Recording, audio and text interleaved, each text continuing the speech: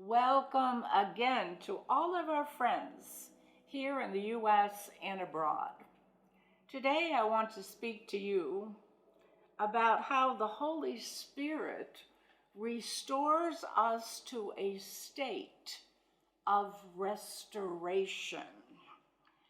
And to begin with, I want us to all realize that heaven gives us guidelines for recovery. Scripture that I am using is found in the prophet Joel. Joel chapter 2, verse 25. I will restore to you the years the locust has eaten, and the caterpillar, and the palmer worm, my great army. Now, many people today are looking for restoration of what they have lost, while others are looking for something new. They are looking for a return to normal, the normal they had before the loss connected with the virus. God has promised to restore the years. Think about this. He has promised to restore the years the locust, the caterpillar, the palmer worm took. How is that which has been lost restored? Just how does that happen? Well, the answer is given to us in the Word of God. In a nutshell,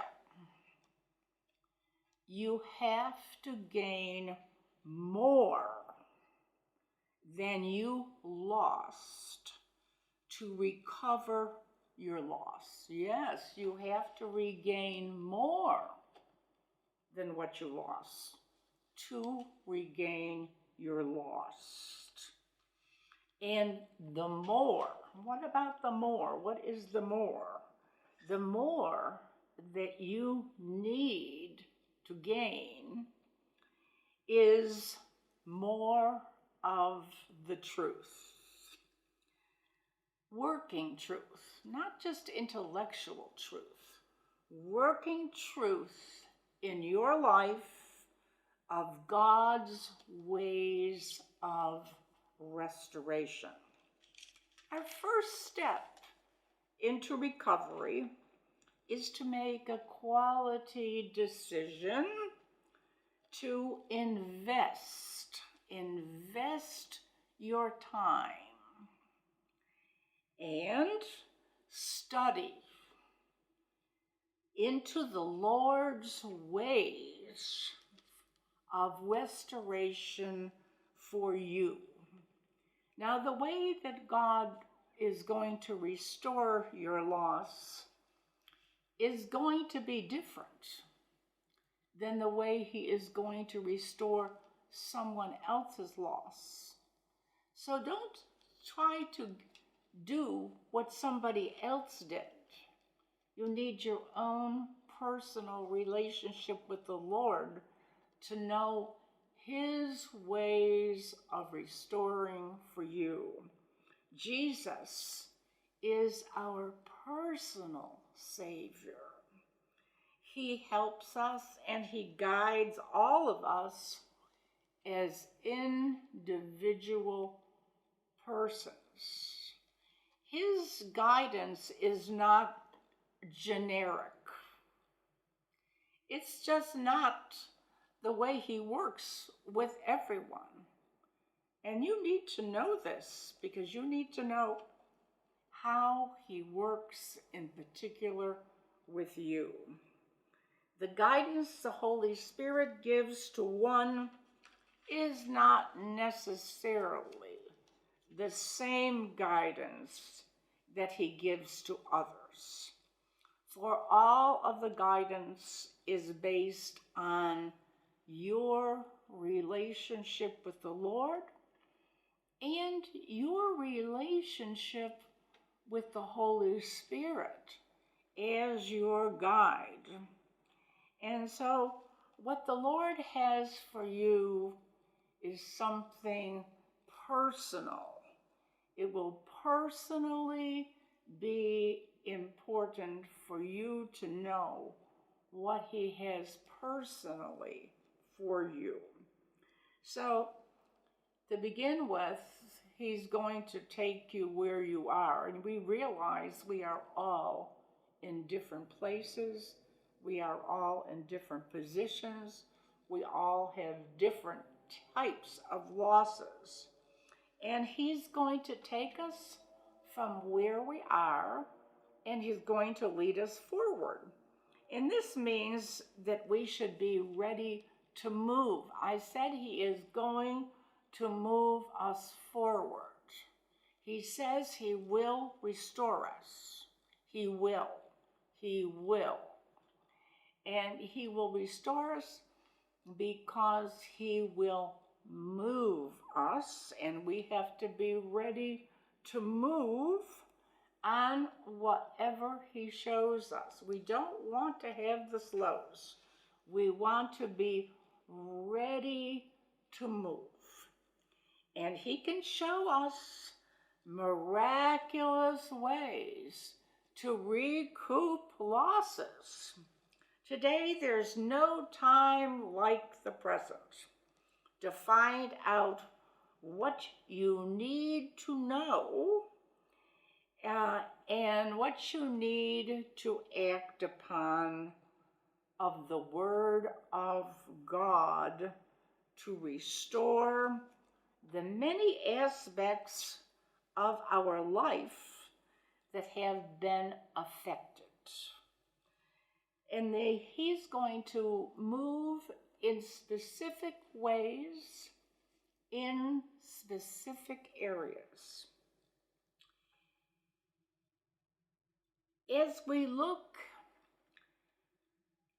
at what was said in Joel, that famous passage of Scripture that says that God will restore us, He will restore our loss, the first thing we need to take note of is that it is God's will to restore.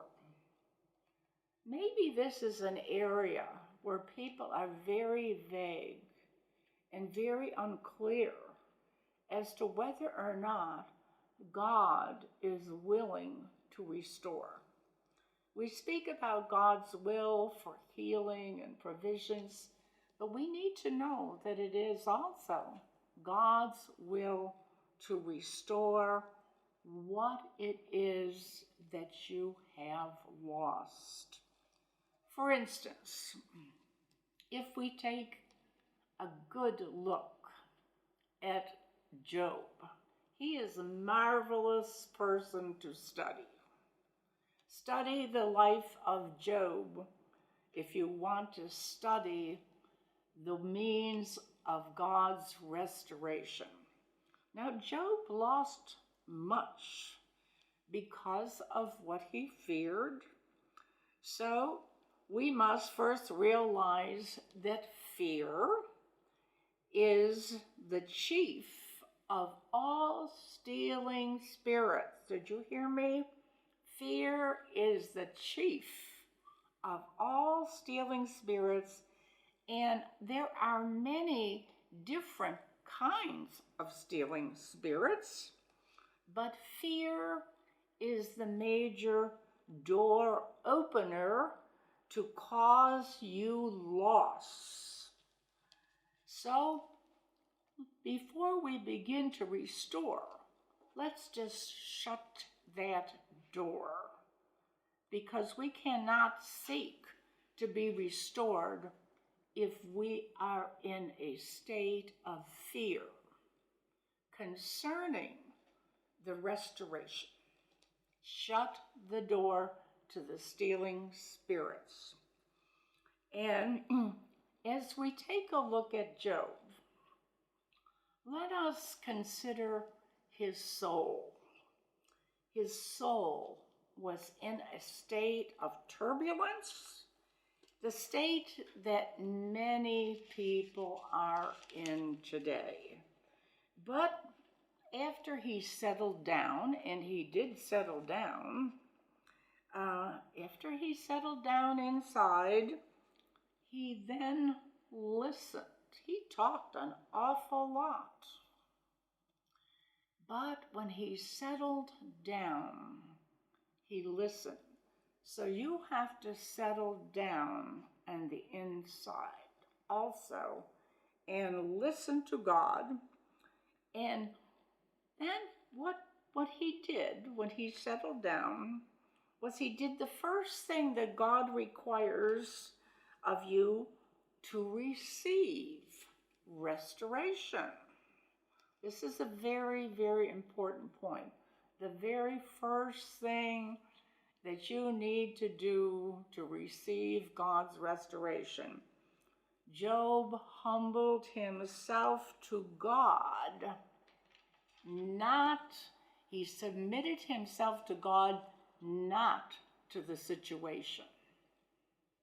Sometimes people think that humbling themselves to God is humbling themselves to the situation. This is a very, very important distinction. When a person humbles themselves and submits themselves to the situation, they are declaring an eternal loss. And I want you to know that he submitted himself to God. He did not submit to the situation. This is very, very powerful thing to understand. Job humbled himself and he prayed for his friends. And the Lord turned the captivity of Job, and he gave him twice as much as he had before, and he lived 140 years. He lived longer than Moses. He lived 140 years, and he saw 4 generations. Now, this passage in Job is about restoration, and in Joel, it first mentions locusts, then it follows with the caterpillar and the palmer worm, and all of these things precede as a foreshadowing the day of the Lord. These are foreshadowing scriptures. They are prophetic scriptures. Prophetic scriptures that foreshadow the day of the Lord. The prophet Joel began his prophetic end-time writing after the disastrous effect of a locust invasion, a locust infestation. And he spoke about what happened then as a day of judgment in his day, and that it was a foreshadowing of the greater day of the Lord that would occur in the future.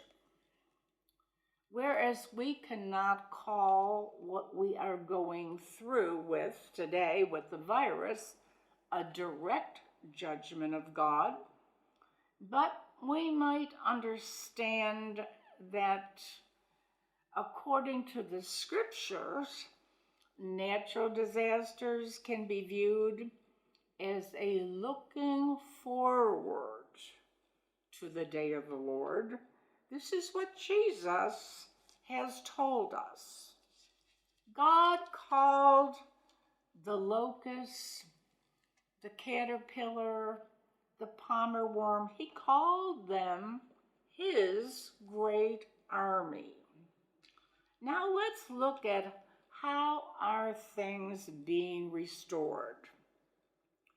To enter into the state of being restored, we must learn how to follow Jesus. Remember, when Jesus called his disciples, his calling, the words of his calling were, "Follow me." He didn't say, "I'd like you to join my ministry.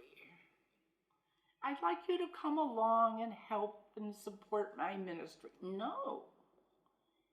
His calling of all of his disciples, all of us, begins with, "Follow me." Jesus is the restorer of all things lost. We must be brought back to him fully. In Ezekiel chapter 10, God says, "I will restore them because of my compassion." We've spoken recently about the compassion of the Lord. All restoration of God is centered in our own relationship with the Lord. And we need a relationship with him in which we understand that he is compassionate toward us. In Joel, the farmers in his day, the farmers' field, they were completely destroyed. God proved not only to restore them to their original condition, but he also promised to restore the people to himself. God's great work of restoration is centered in the individual. It is centered in you. It's centered in the individual person, and it is centered in the nation, and it is centered in turning all people back to him, turning to him with all of your heart. Joel says, with fasting, with weeping, and with mourning. Rend your heart and not your garment. Turn to the Lord your God, for he is gracious. He is merciful. He is slow to anger. He's of great kindness, and he will change his mind, and he will change your season once he sees that you have made the change.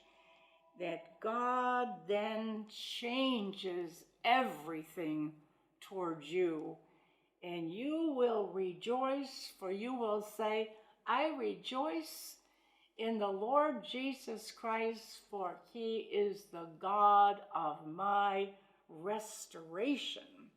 So rejoice in these thoughts today and allow the Lord to restore all, and even restore to you more than you had before. Amen.